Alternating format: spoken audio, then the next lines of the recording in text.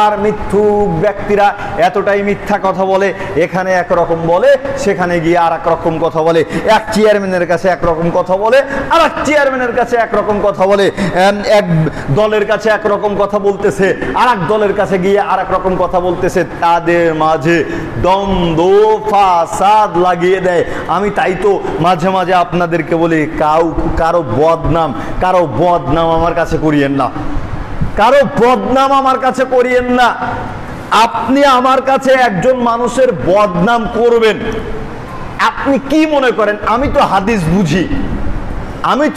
বুঝি, আপনি একজন ব্যক্তির বদনাম আমার কাছে করতেছেন, বলতেছেন ভাই অমুক ব্যক্তি ভালো না, অমুক ব্যক্তি ভালো না। আমি আপনার কথা বিশ্বাস করলাম যে অমুক ব্যক্তি ভালো না, তমুক ব্যক্তি বললো অমুক ব্যক্তি ভালো না।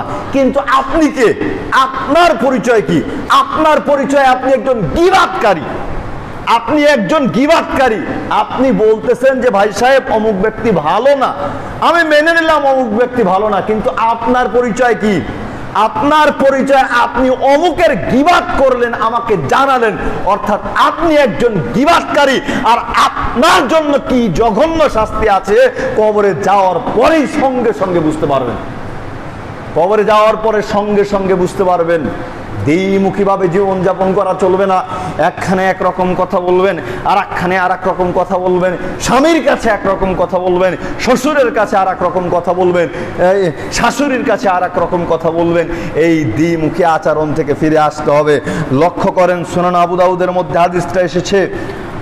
আম্মার ইবনে ইয়াসার রাদিয়াল্লাহু তাআলা আনহু বলতেছেন, রাসূল সাল্লাল্লাহু আলাইহি ওয়াসাল্লাম বলেছেন, মান কানা লাহু ওয়াজহানি ফিদ দুনিয়া, যে ব্যক্তি পৃথিবীতে দুইটা মুখ নিয়ে জীবন যাপন করবে। দুইটা মুখ মানে একই কথা একজনের কাছে একরকম বলে, আর একজনের কাছে আর এক রকম কথা বলে। এদের দুইটা মুখ, এদের দুইটা মুখ। এক জায়গায় একই কথা একরকম বললো, আর এক জায়গাতে গিয়ে ওই একই কথা আর এক রকম ভাবে বললো। কিয়ামতের দিন এদের বেনিফিট আছে। বেনিফিটটা কি?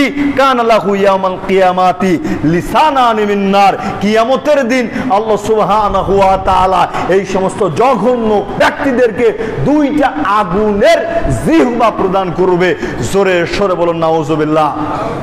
চিন্তা করেন তো, একজন জলজন্ত জীবন্ত মানুষের যদি জিহ্বা হয় দুইটা, তা আবার আগুনের জিহ্বা, পরিস্থিতি কেমন হবে? পরিস্থিতি কত জঘন্য হবে, আর দেখতে কত বিভৎস, কত ভয়ঙ্কর, কত জঘন্য, কত অশ্লীল হবে। একটাবার চিন্তা করুন, একটাবার চিন্তা করুন। আব্দুল্লাহ ইবনে আমর রাদিয়াল্লাহু তাআলা আনহু বলেন, রাসূল সাল্লাল্লাহু আলাইহি ওয়াসাল্লাম বলেছেন, ক্বালাল কাবাইর, পৃথিবীতে সবচাইতে বড় পাপ হলো, পৃথিবীতে সবচাইতে বড় পাপ হলো এক, আল ইশরাকু বিল্লাহ, আল্লাহর সাথে শিরিক করা। আল্লাহর সাথে শিরিক করা পৃথিবীতে সবচাইতে বড় পাপ। শিরিক এত বড় একটা অপরাধ, আপনি শিরিকের সাথে সম্পৃক্ত হলে যত ভালো আমল রয়েছে সব আমলই বরবাদ হয়ে যাবে, সব আমলই নষ্ট হয়ে যাবে।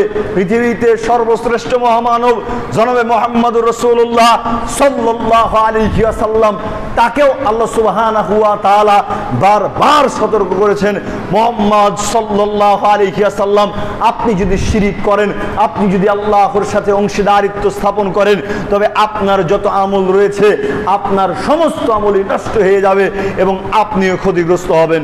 তাহলে চিন্তা করতে হবে এই শিরিক কত বড় পাপ, এই শিরিক কত বড় অপরাধ। কেউ যদি শিরিক করে মৃত্যুবরণ করে তওবা ব্যতীত, তবে সেই ব্যক্তি অবশ্যই জাহান্নামে প্রবেশ করবে, জিন্দেগিতেও জান্নাতে প্রবেশ করতে পারবে না। এক কথায় শিরিকের ব্যাপারে বলতে চাই, যে ব্যক্তি শিরিক করে তওবা ব্যতীত মৃত্যুবরণ করবে, তবে শিরিকের তওবা এত সহজেই করলে হবে না। এমন ভাবে তওবা করতে হবে যেই তওবা করলে আপনার অন্তর বুঝতে পারবে আপনি তওবা করেছেন, যেই তওবা করলে আল্লাহ সুবহানাহু ওয়া তাআলা শিরিকের মতো সবচেয়ে বড় অপরাধ মোচন করে দিবে। সেইভাবেই আপনাকে তওবা করতে হবে। এই তওবা ব্যতীত শিরিকের আমল নিয়ে যদি, শিরিকের পাপ নিয়ে যদি আপনি মৃত্যুবরণ করেন, তবে নিশ্চিত আপনি জাহান্নামে প্রবেশ করবেন। ভয়ঙ্কর কথা হচ্ছে, আপনি জিন্দেগিতেও কখনো কোনোভাবেই জান্নাতে প্রবেশ করতে পারবেন না।